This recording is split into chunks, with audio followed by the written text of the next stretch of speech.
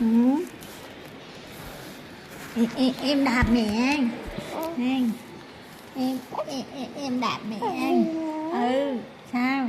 Chuyện gì? Nói mẹ nghe coi. Ừ. Cái gì mà kêu mẹ?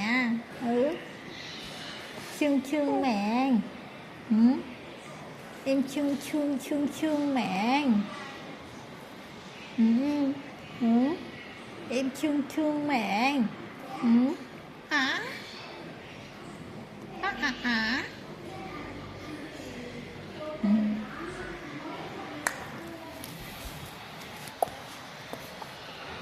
Ừ.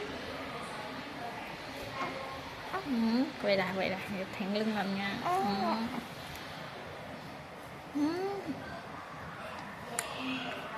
Ấy. Ừ.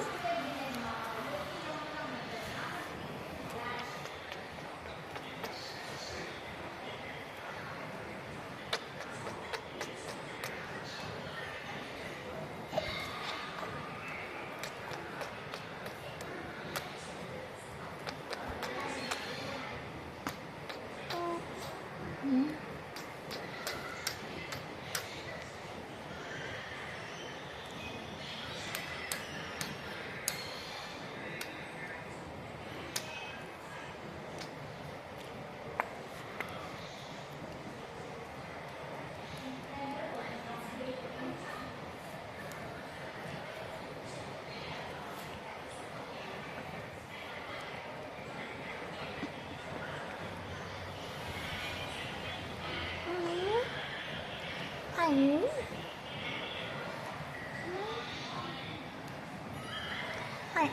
Ấy.